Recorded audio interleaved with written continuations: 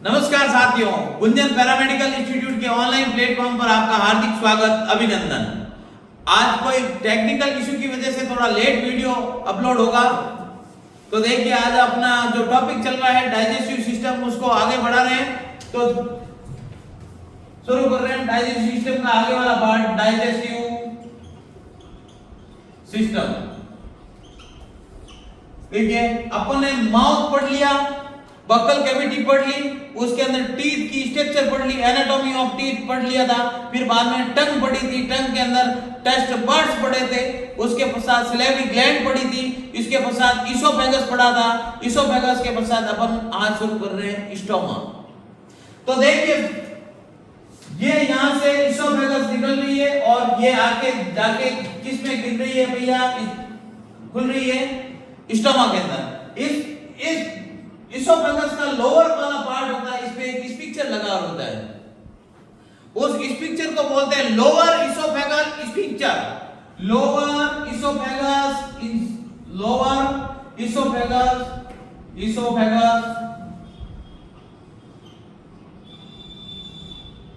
Lower oesophageal sphincter. इस sphincter को अपन cardiac स्पिक्चर भी बोलते हैं, कार्डियक स्पिक्चर।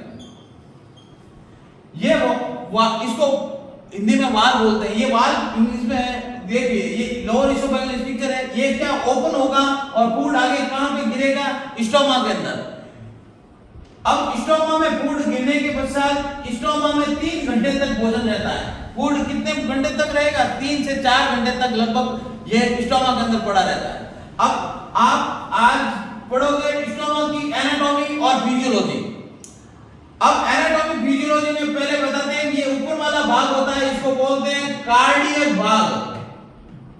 स्टोमा के 4 पार्ट है, उन 4 पार्ट के नाम लिखा रहा हूं। ऊपर वाला पार्ट है जो हार्ट के पास रहता है, इसलिए इसको कहते हैं कार्डियक पार्ट। जस्ट नीचे की साइड होता है, उसको बोलते हैं फंडस, और जस्ट इसके नीचे की साइड होता है, उसको बोलते हैं बॉडी, और इसके जस्ट नीचे की साइड पार्ट होता है, उसको बोलते हैं पाइलोरी, पाइलोरी पार्ट।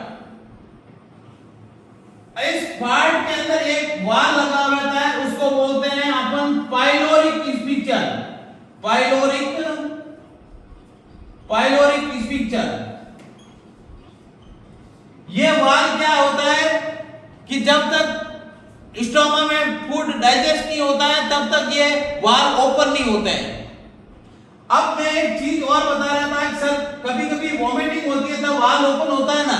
हाँ होता है बेटा, उसका रीजन बताता हूं। यहाँ पे एक रिसेप्टर पाया जाता है, उस रिसेप्टर को बोलते हैं क्रोमो रिसेप्टर ट्रायंगल। ये बहुत बढ़िया चीज है। देखिए जो चीजें आपको सिलेबस में नहीं होती तो भी मैं आपको माइंड को विकसित करने के लिए समझा रहा हूं कि ये चीजें होती है। देखिए ब्रेन के अंदर एक रिसेप्टर होता है, इस रिसेप्टर को बोलते हैं क्रोमो रिसेप्टर ट्रायंगल। क्या वाल का नाम है, सॉरी रिसेप्टर का क्या नाम है, क्रोमो रिसेप्टर ट्रायंगल। ये रिसेप्टर जब एक्टिवेट होता है तब यहां से ये वाल ओपन होता है, जो फूड स्टोमा के अंदर पड़ा है वो स्टोमा से इसोफेगस में आकर आपकी मुख गुहा द्वारा ये बाहर निकल जाता है। इसको वॉमिटिंग बोलते हैं। इसको क्या बोलते हैं, वॉमिटिंग, वॉमिटिंग, वॉमिटिंग यानी उल्टी। और ये उल्टी होने के लिए जिम्मेदार है सीटीजेड, क्रोमो रिसेप्टर ट्रायंगल जोन। कोई पेशेंट, कोई भी व्यक्ति अगर पॉइजन ले लेता है तब उसको पास डॉक्टर जाते हैं, तो डॉक्टर उनको क्या देते हैं, इमीडिएट, जिसको उल्टी, इन रिसेप्टर को एक्टिवेट करने वाले सीटीजेड क्रोमो रिसेप्टर ट्रायंगल जोन को एक्टिवेट करते हैं, जिससे क्या जो स्टोमा के अंदर फूड पड़ा है उस फूड को क्या करना है, बाहर निकालना, यानी पॉइजन पड़ा है उस पॉइजन को बाहर निकालने का काम करते हैं। इस रिसेप्टर को बोलते हैं क्रोमो रिसेप्टर ट्रायंगल जोन। ये ब्रेन में होता है। ठीक है, आगे चलते हैं अपन, आगे चलते हैं स्टोमा के अंदर और चीजें बता रहे हैं आपको। स्टोमा के अंदर आगे जो सेल्स होती है, स्टोमा में 3 प्रकार की सेल्स होती है। स्टोमा में 3 प्रकार की सेल्स। पहली सेल्स है जिसको बोलते हैं चीफ सेल।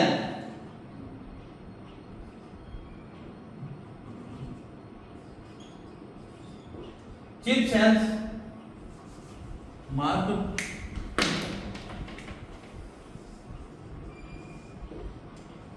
सेल्स, दूसरी सेल चिप सेल्स को अपन मुख्य कोशिका भी बोलते हैं, मुख्य कोशिका। इसी का दूसरा नाम है जाइमोजन कोशिका, जाइमोजन कोशिका।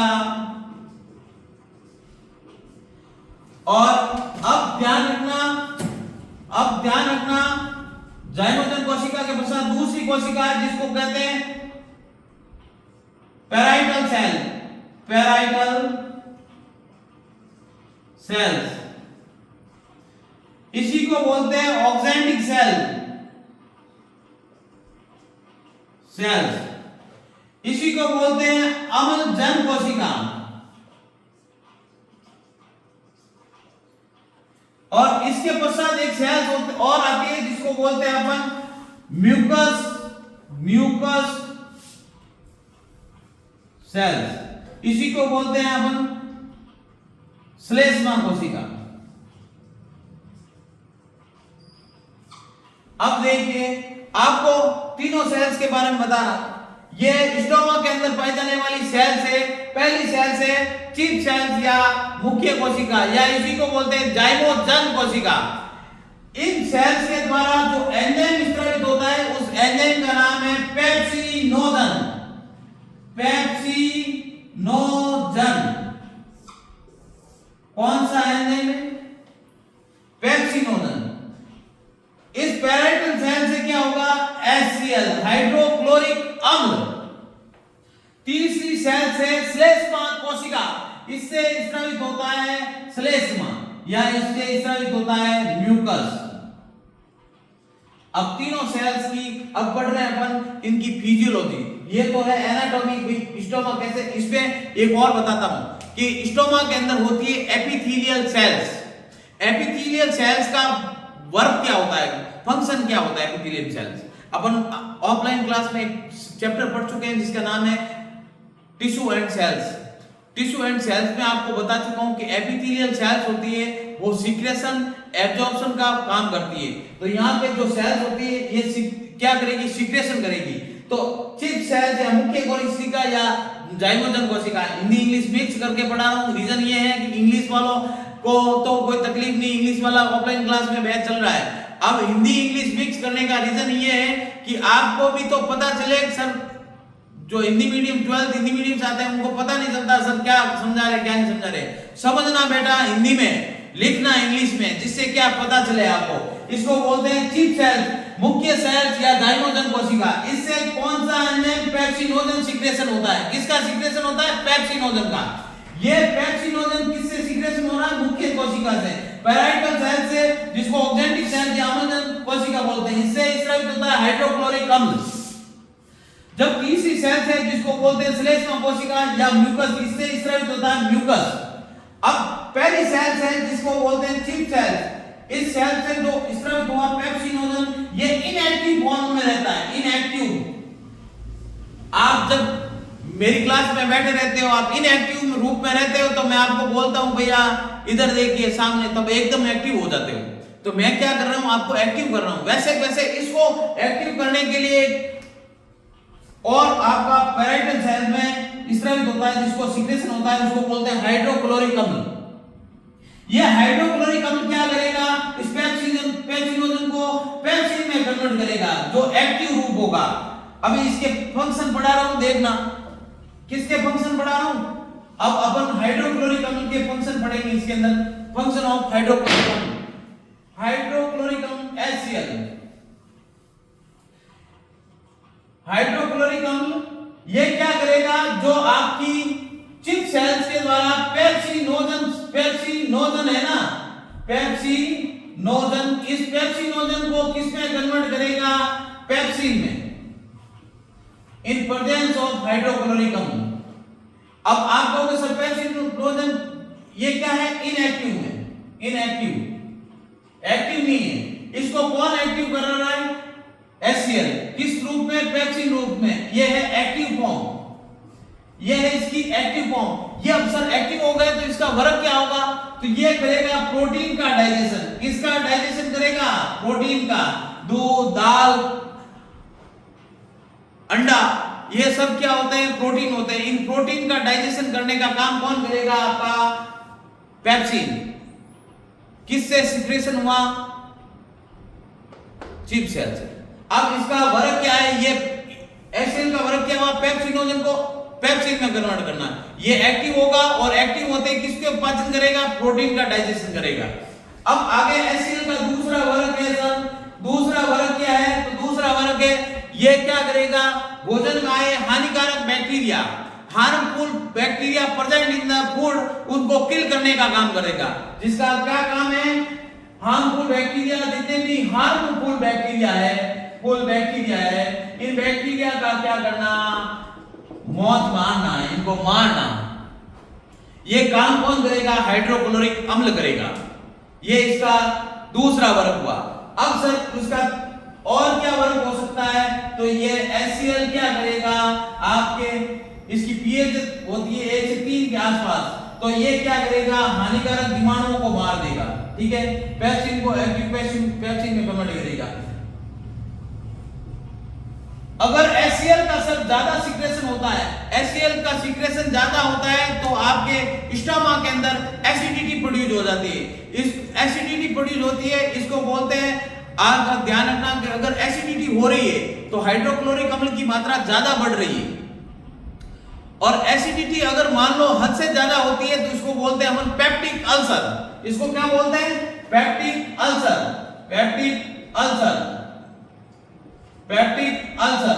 ये पेप्टिक अल्सर एक इस प्रकार का डिजीज होती है जिसमें क्या होता है कि स्टमक के अंदर क्या पड़ जाते हैं? छाले पड़ जाते हैं, छाले पड़ जाते हैं।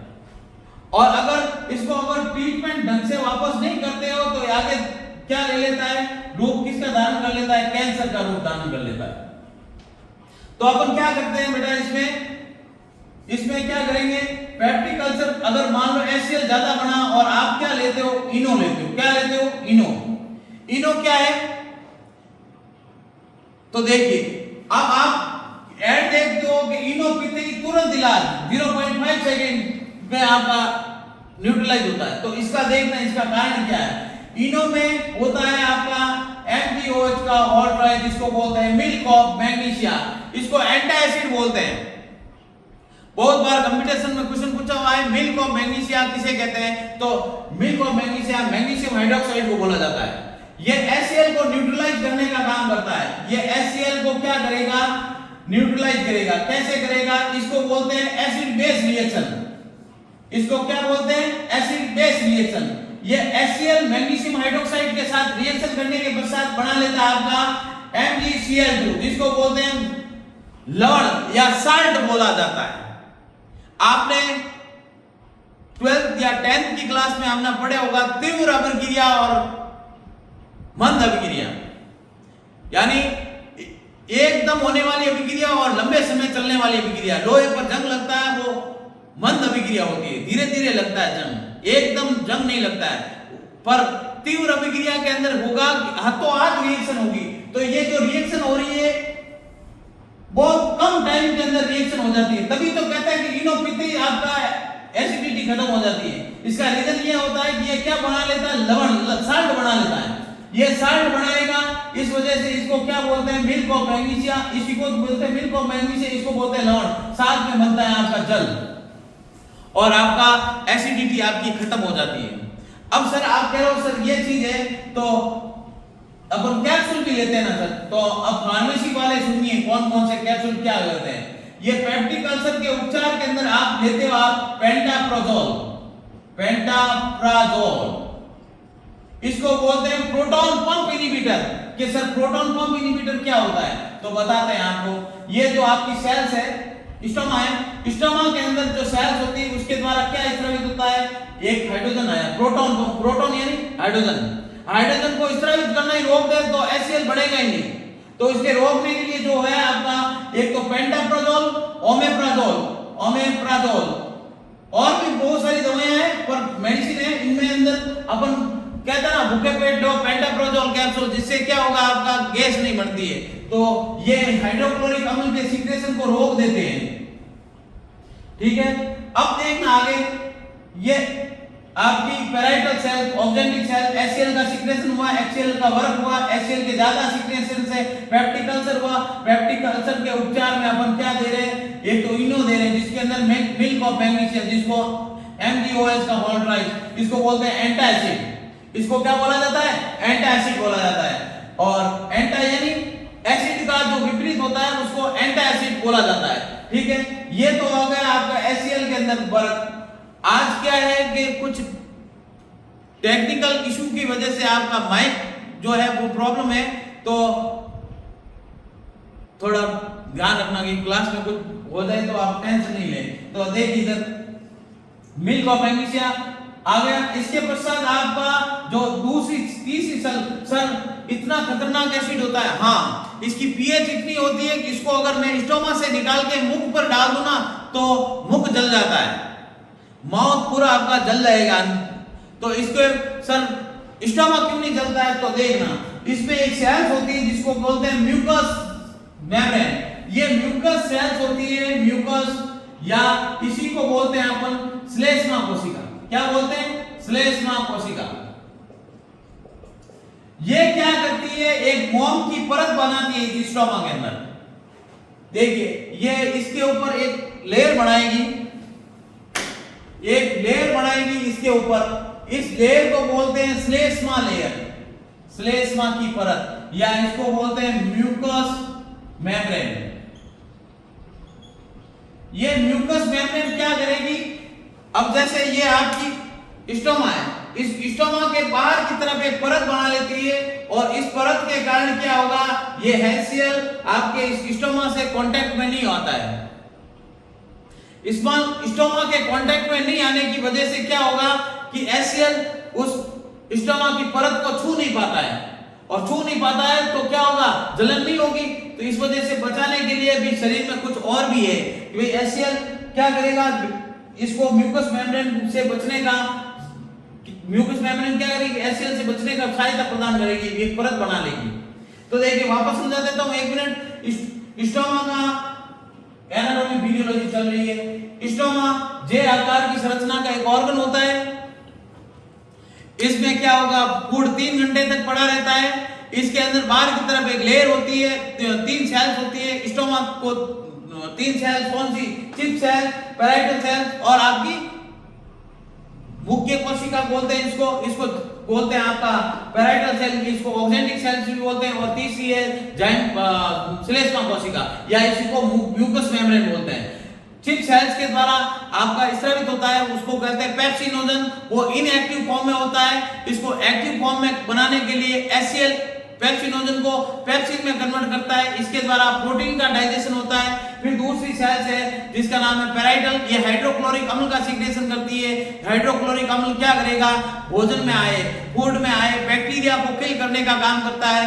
Work in stoma in kill the harmful bacteria present in the stoma. ठीक है, फिर इसके पश्चात दूसरा वर्क क्या है, ये पेप्सिनोजन को पेप्सिन में कन्वर्ट करता है। तीसरा क्या है चीज, हाइड्रोक्लोरिक ज्यादा सिक्रेशन हुआ सर तो ज्यादा सिक्रेशन होता है तो आपकी स्टोमा के अंदर एक लेयर होती है जिसको बोलते हैं म्यूकस मेम्ब्रेन। इसको अगर खत्म कर दे HCl तो क्या होगा, सीधा कांटेक्ट में आ जाएगा स्टोमा के और उसके अंदर हो जाएगा पेप्टिक अल्सर। इस पेप्टिक अल्सर से बचने के लिए आपको मिल्क ऑफ मैग्नीशिया, जिसको कहते हैं आपका मैग्नीशियम हाइड्रोक्साइड, ये पटवारी, ग्राम सेवक, LDC सभी के अंदर क्वेश्चन आ रखा है भैया। मिल्क ऑफ मैग्नीशिया किसे कहते हैं, तो मैग्नीशियम हाइड्रोक्साइड को मिल्क ऑफ मैग्नीशिया कहा जाता है। इसी का दूसरा नाम है आपका एंटासिड। इसी को क्या कहते हैं, एंटासिड कहा जाता है। ये एंटासिड के रूप में काम लिया जाता है मैग्नीशियम हाइड्रोक्साइड। तुरंत हाइड्रोक्लोरिक अम्ल को न्यूट्रलाइज करके साल्ट बना लेता है।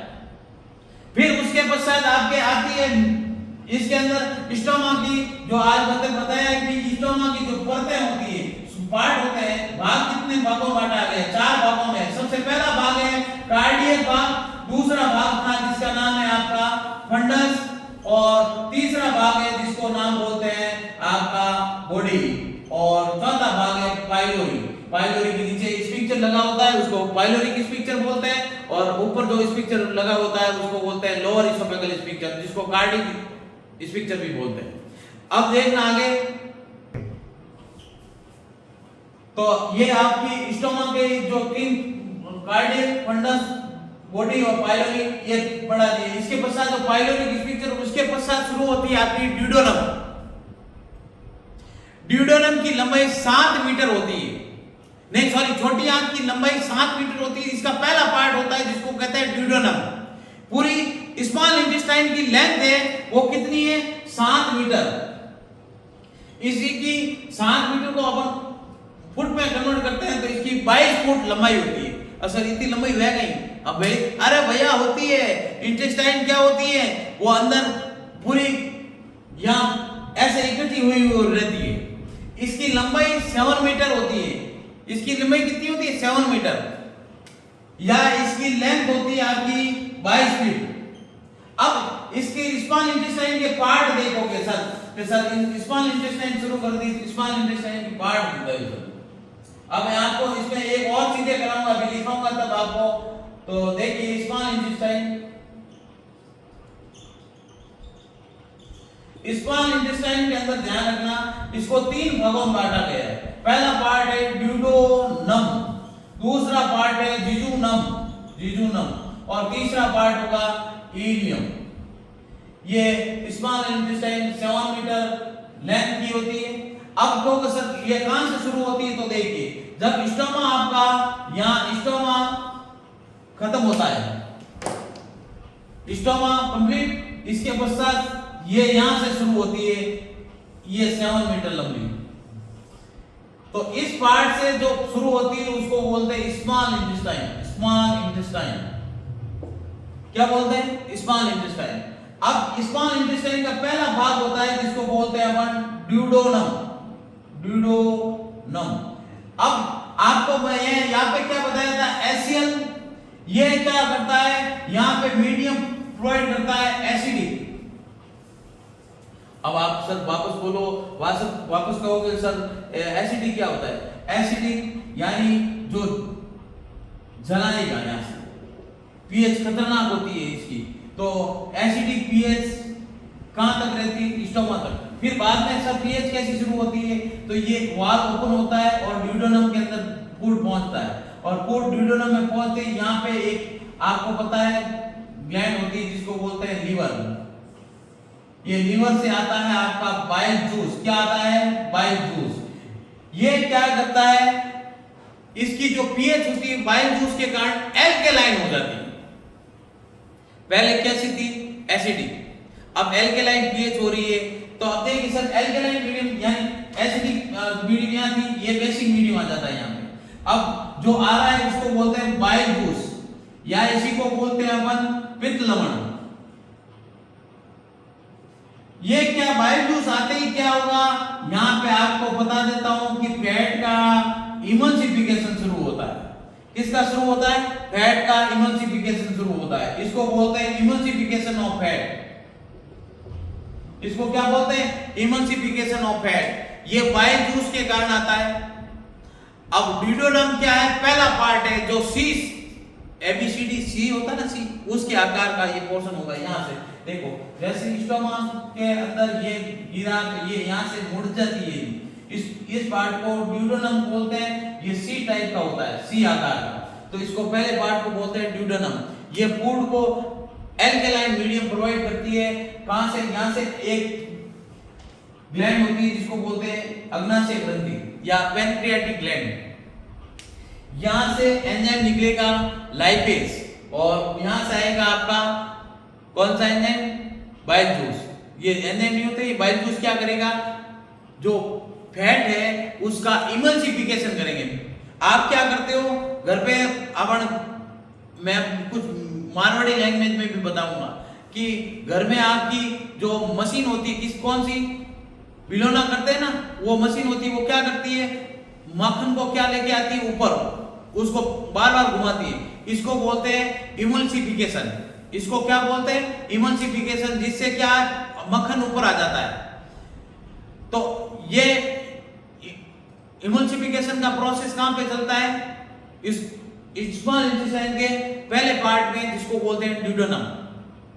इसको बोलते हैं इमल्सिफिकेशन ऑफ फैट, या हिंदी में बोलते हैं इसको पायसीकरण।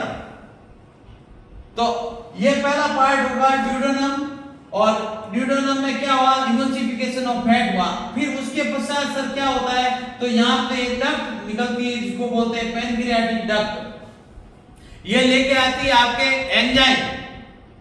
एंजाइम का नाम सुनते ही आपके दिमाग में आ जाना चाहिए कि ये कैसी ग्लैंड है, एक्सोक्राइन। और हार्मोन का नाम आते ही दिमाग में आ जाना चाहिए ये कैसी ग्लैंड है, एंडोक्राइन। तो अभी अपन पैनक्रियाटिक ग्लैंड पे पहुंच गए हैं और आज मैं इतनी ही क्लास ले पाऊंगा। धन्यवाद आप सभी दोस्तों का। कुछ मिस्टेक, कुछ रीजन है आज इस क्लास को बीच में छोड़ने का।